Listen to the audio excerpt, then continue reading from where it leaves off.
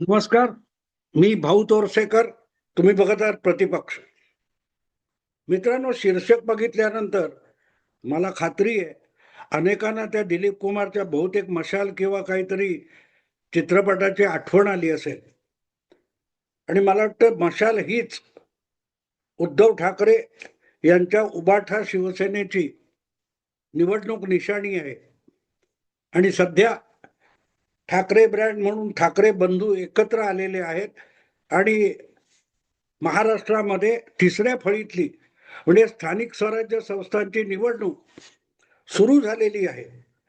जी निवडणूक होऊच देणार नाही असं बरोबर 4 आठवड्यापूर्वी सत्याचा मोर्चा काढून ठाकरे बंधूंच्या नेतृत्वाखाली घोषित करण्यात आलं होतं की जोपर्यंत पारदर्शक आणि निर्दोष मतदार याद्या तयार होत नाहीत तोपर्यंत महाराष्ट्रात निवडणूक घेण्याची गरज नाही. 3 वर्ष अशीच गेलीत, अजून एखादं वर्ष गेलं तरी चालेल, पण निवडणूक मतदार याद्या ह्या पूर्ण परिपूर्ण असल्याशिवाय निवडणूक घेण्याची गरज नाही. आणि घ्यायचा प्रयत्न झाला तर खळलं खट्याक होईल वगैरे वगैरे हा इशारा राज ठाकरे यांनी दिला होता. तेव्हा शरद पवार सुद्धा आणि काँग्रेसचे नेते सुद्धा मंचावर बसले होते आणि त्याच मोर्चाच्या छोटेखानी सभेमध्ये भाषण करताना उबाठा शिवसेना पक्षप्रमुख उद्धव ठाकरे यांनी इशारा दिला होता की आम्ही कोर्टात पण जाऊ. पण ना उद्धव ठाकरे कोर्टात गेले, ना राज ठाकरे खळ्या खटाक करण्याच्या परिस्थितीत आहेत. उलट दोघेही बंधू आणि त्यांच्याबरोबर स्टेजवर आणि मोर्चात मिरवलेली सगळ्याच्या सगळ्या पक्षांची नेते मंडळी आणि त्यांचे पक्ष नगरपालिका आणि नगर परिषद अशा ज्या 288 संस्थांच्या निवडणुका होऊ घातल्यात त्यामध्ये आखाड्यात उतरलेले आहेत. निमूटपणे त्यांना जमतील तेवढे अर्ज त्यांनी भरलेत, उमेदवार पुढे केलेत आणि मतदार यादीतला दोष, वोट चोरी हे विषय कुठच्या कुठे पाला पाचोळ्यासारखे उडून गेलेत. मुद्दा इतकाच आहे की ही निवडणूक घोषित झाल्यानंतर महायुतीतले सत्ताधारी गटातले 3ही पक्ष कंबर कसून कामाला लागलेले. जागा वाटपापासून आपसातल्या भांडणापासून जमतील तिथे अगदी विरोधी पक्षांबरोबर विरोधी गोटातल्या महाविकास आघाडीतल्या एखाद्या पक्षाबरोबर स्थानिक आघाडी करून सत्तेतले अजितदादा, एकनाथ शिंदे किंवा भाजप हे एकमेकाविरुद्ध सुद्धा लढताना दिसत आणि सगळीकडे गाजावाजा चालू आहे निवडणुकीच्या निमित्ताने. तर तो गाजावाजा हा फक्त सत्तेत बसलेल्या महायुतीचा आहे. पण या निवडणुकीमध्ये विरोधी पक्षाकडून अतिशय शांतता आहे आणि म्हणून मी म्हटलं की इतना सन्नाटा क्यू है भाई. जे मशाल या दिलीप कुमारच्या कुठच्या सिनेमातलं एक डायलॉग किंवा संवाद होता. आणि दुसरी गोष्ट, सन्नाटा हा शब्द फक्त त्या मशाल चित्रपटातल्या डायलॉग पुरता मी उचललेला नाही. ज्या वेळेला राज ठाकरे हे आपल्या बंधू बरोबर यायच्या मनस्थितीत आले आणि वरळी डोम या महत्वाच्या बंदिस्त अशा जागी 2 ठाकरे बंधूंची ठाकरे ब्रँड म्हणून हिंदी सक्ती विरोधामध्ये एक मेळावा झाला होता. त्या मेळाव्यामध्ये मला वाटते राज ठाकरे यांनी हाच शब्द वापरला होता, सन्नाटा. तिथे असेल किंवा कदाचित माझी सभेची जागा चुकत असेल, पण राज ठाकरे यांनी 1 वर्षापूर्वी महायुतीचा विधानसभा निवडणुकीमध्ये जो दणदणीत विजय झाला आणि विरोधी पक्षांचा मनसे सकट महाविकास आघाडीतल्या 3ही पक्षांचा जो अक्षरशः पाला पाचोळा होऊन गेला, त्याचा संदर्भ घेऊन राज ठाकरे म्हणाले होते की खरोखरच तुमचा इतका मोठा विजय झाला होता, प्रचंड विजय झाला होता, तर कुठे जल्लोष का दिसला नाही. याचा अर्थच राज ठाकरे हा प्रश्न विचारत होते की जर 2024च्या विधानसभा निवडणुकीत सत्तेत बसलेल्या तिन्ही पक्षांचा प्रचंड मोठा दैदिप्यमान विजय झाला होता, तर मग सगळीकडे सन्नाटा कशाला होता?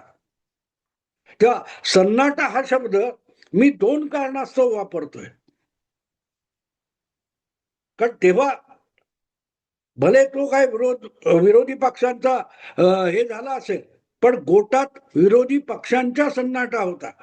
मग हळूहळू करत मार्कडवाडी वगैरे वगैरे आलं, वोट चोरी आली, मग राहुल गांधींचं काय ते पॉवर पॉइंट प्रेझेंटेशन आलं, मतदार याद्यांचे प्रिंटआउट काढून दाखवण्यात आले. 10 ठिकाणी एकच नाव 10 ठिकाणी एका पत्त्यावर 2000 नावं, हे सगळे उलट आरोप झाले. पण ते ना निवडणूक आयोगासमोर टिकले, ना कोर्टात टिकले. आणि तेवढंच नाही तर सत्याचा मोर्चा काढून मतदार याद्या सुधारल्याशिवाय, परिपूर्ण झाल्याशिवाय निवडणूक घेऊ देणार नाही, ही धमकी सुद्धा टिकली नाही. आणि म्हणून मी म्हणतोय की सन्नाटा क्यू आहे. जर खळखट्याक होणार होतं तर ते गेलं कुठे? आणि दुसरी गोष्ट अशी आहे की महाराष्ट्रभर या निवडणुका होत आहेत, राज्यव्यापी निवडणुका होत आहेत. 288 नगरपालिका, नगर परिषदा या महाराष्ट्रभर पसरलेल्या आहेत. पण कुठेही खळखट्याक झाल्याचं किंवा त्या निवडणुकीवर बालन टाळण्याचं किंवा त्या निवडणुका बंद पाडण्याचं आंदोलन वगैरे छेडलं गेलं असं कुठेही दिसलं नाही, बातमी आली नाही. पण ही पण बाजू सोडून द्या, सन्नाटा कुठे कुठे आहे बघा. हळूहळू करत या ठाकरे बंधू आणि ठाकरे ब्रँड आणि महाविकास आघाडी यांची टिमकी वाजवणारे जे जे कोणी होते, पत्रकार, संपादक किंवा युट्यूबर्स, त्यांना पण आता बोलायला लागले की इतना सन्नाटा क्यों है भाई. बस 2 ठाकरे बंधू एकत्र आले आणि महायुतीमध्ये एकनाथ शिंदे आणि देवेंद्र फडणवीस यांच्यात थोडस धुसफूस झाली, तरी महाराष्ट्रामध्ये ज्यांना सत्तांतराचे वेध लागतात ते पत्रकार सुद्धा आता महाविकास आघाडीच्या 3 पक्षांना आणि मनसेला प्रश्न विचारायला लागलेत की 2 दिवसावर मतदानाचा दिवस आला, तुम्ही आहात कुठे? राज ठाकरे, उद्धव ठाकरे, शरद पवार, काँग्रेस पक्ष, त्यांचे वेगवेगळे नेते यांना या महापालिका आणि नगरपालिका आणि नगर परिषदांच्या निवडणुका लढवायच्या नाहीत का? आणि लढवायच्या असतील तर आपापल्या पातळीवर स्थानिक किंवा जिल्हा नेत्यांनी त्या लढवाव्यात, आपले आपले उमेदवार ठरवावेत, आपल्या आपल्या तडजोडी कराव्यात. यासाठी तुम्ही त्यांना सोडून दिलंय का? पक्ष पातळीवर या निवडणुका लढवल्याचं कुठेही दिसत नाही. हा उमेदवार अर्ज जे भरले गेलेले आहेत त्यामध्ये महाविकास आघाडीतल्या किंवा मनसेच्या पक्षाचं निवडणूक चिन्ह देण्याचा, एव्ही फॉर्म देण्याचा खेळ झाला असेल. पण पक्ष पातळीवर आपापल्या पक्षाचे उमेदवार जितके आणि जिथे असतील त्यांच्या प्रचारासाठी त्या त्या पक्षाचे कुठचे मोठे नेते गेले. एकनाथ शिंदे 25-30 सभा घेऊन मोकळे झाले, मुख्यमंत्री 10-12 सभा घेऊन मोकळे झालेत. याखेरीज त्यांचे प्रदेशाध्यक्ष आहेत, बावनकुळे मंत्री आहेत किंवा आणखीन कोण कोण मंत्री फिरतायत. दुसरीकडे एकनाथ शिंदे, अजितदादा आपापल्या परीने आपापल्या उमेदवारांच्या प्रचारासाठी फिरतायत, जागा वाटपासाठी समझोते घडवणं वगैरे वगैरे. यात सुद्धा अजितदादा, एकनाथ शिंदे आणि देवेंद्र फडणवीसांनी लक्ष घातलं. पण आपल्या पक्षामध्ये अंतर्गत किंवा महाविकास आघाडीच्या मित्र पक्षांमध्ये अंतर्गत जी जागा वाटपावरून किंवा प्रचाराच्या निमित्ताने हाणामारी चालू आहे, ती सोडवण्यात सुद्धा महाविकास आघाडीतले 3ही पक्ष आणि त्यांचे वरिष्ठ नेते हस्तक्षेप करताना सुद्धा दिसत नाहीत. हा प्रश्न आता त्यांचंच समर्थन करणाऱ्या पत्रकारांना आणि माध्यमांना विचारायची पाळी आणली. म्हणून तो प्रश्न विचारला की इतना सन्नाटा क्यों है भाई. जे लोक 1 नोव्हेंबरला वाजत गाजत खाऊ गल्ली पासून आझाद मैदानापर्यंत सत्याचा मोर्चा काढतात, निवडणुकीमध्ये गडबड होणार म्हणून गाडाभर प्रिंटआउट मतदार याद्यांच्या आणून दाखवतात. खळलं खट्याक होईल आणि निवडणुका घेऊ देणार नाही इथपर्यंत मोठ्या धमक्या देतात. ते प्रत्यक्ष निवडणूक चालू झाल्यावर त्यात भाग घेतात आणि परत प्रचारात सुद्धा उतरत नाहीत, घराच्या बाहेर पडत नाहीत.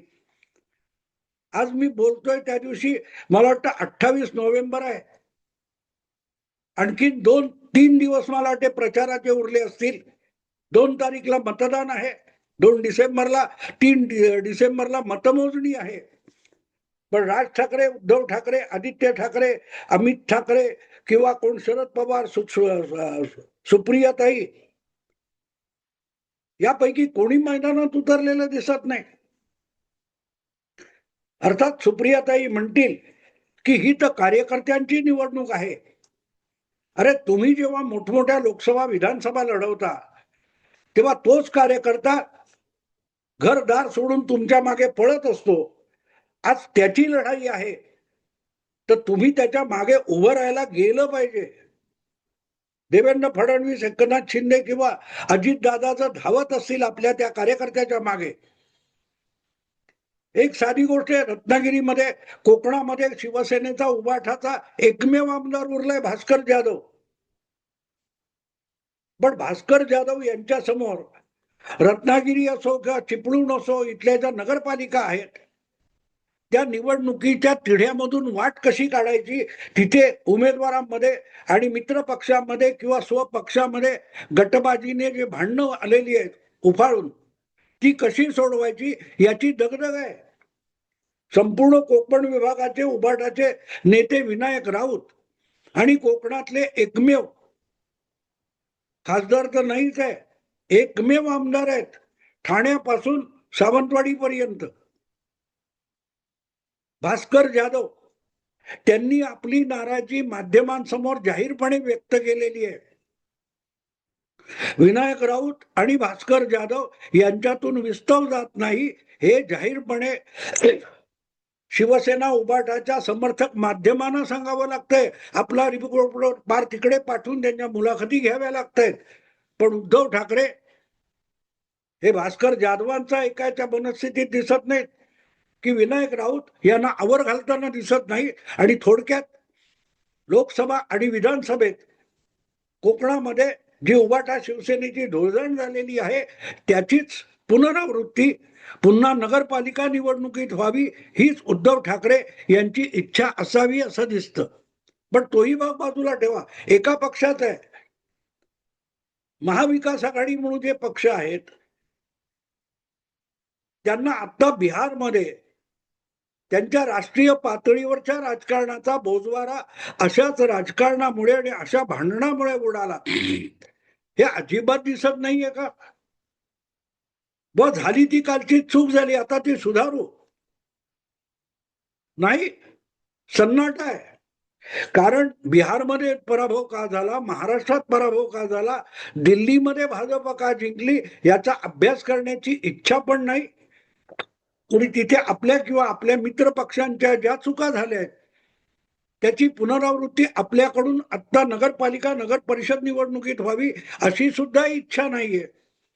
अगदी थोडक्यात सांगायचं तर आम्हाला काहीही करायचं नाही. मराठी अस्मिता, ठाकरे ब्रँड, मुंबईची मराठी अस्मिता, मुंबईचं मराठी पण हे जपायचं असेल तर मराठी माणसाने राहावं. आम्ही काही करणार नाही. आम्ही फक्त त्यावर पत्रकार परिषदा घेऊ, आम्ही त्यावर भाषण करू. आपल्याकडे मराठीतच एक म्हण आहे ना, डोंट वरी, असेल माझा हरी तर देईल खाटल्यावरी. ही आज ठाकरे बंधू आणि महाविकास आघाडीची निवडणुकीतली घोषणा झाली आहे.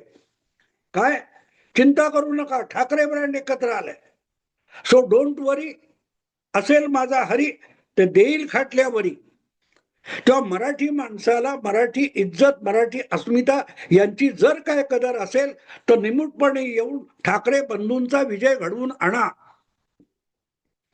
नसेल तर आम्हाला काही पडलेलं नाही.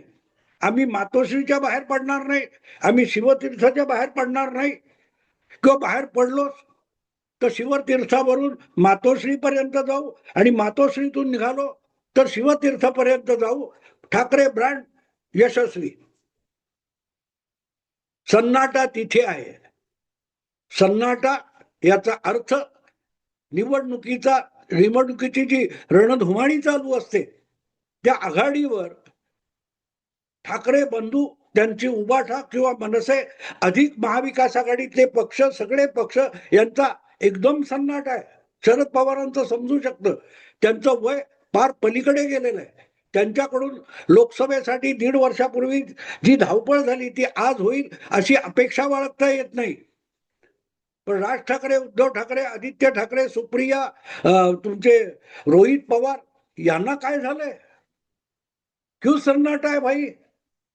का फक्त मोर्चात, पत्रकार परिषदेत कॅमेरे समोर आले की एकेकाच्या अंगात आवेश संचारतो आणि उद्या अर्थातच तयारी केलेली असेल की आपण हरणार तर आहोतच, हरलो की वोट चोरी झाली असा कांगावा करायला मोकळे आहोत. कशाला राबायचं? कसलेही कष्ट न घेता हरायचं आणि हरलो की म्हणायचं वोट चोरी झाली, निवडणूक आयोग फ्रॉड करतोय. निवडणूक आयोग ही भाजपची शाखा झालेली आहे, RSSची शाखा झालेली आहे. मुद्दा इतकाच आहे मित्रांनो की आरोप करा, काही हरकत नाही, पण पदोपदी तुमचं नुकसान होत आहे. तुमची शक्ती क्षीण होत चाललेली आहे. कदाचित आणखीन 10 वर्षानंतर कम्युनिस्ट पक्ष, मार्क्सवादी पक्ष, शेतकरी कामगार पक्ष यांना जसं आता म्युझियम मध्ये ठेवायची वेळ आली आहे तशी उबाठा शिवसेना, काँग्रेस आणि शरद पवार गटाला सुद्धा 10-15 वर्षानंतर पुढच्या पिढ्यांना दाखवण्यासाठी म्युझियम मध्ये ठेवावं लागेल. विचार त्याचा करा.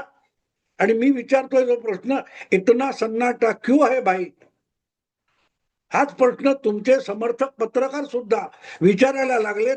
निदान त्यांना उत्तर द्या. भाऊ तर टीका करे, ढुंकून बघू नका, ऐकू नका, कानात बोळे घालून बसा. कारण सन्नाटाच आहे. बोळे घातले तरी आवाज येत नाही, बोळे नाही घातले तरी आवाज येत नाही. असो मित्रांनो, मी थांबतो. आवडलं लाईक करा, शेअर करा आणि प्रतिपक्षाला सबस्क्राईब करा. नमस्कार.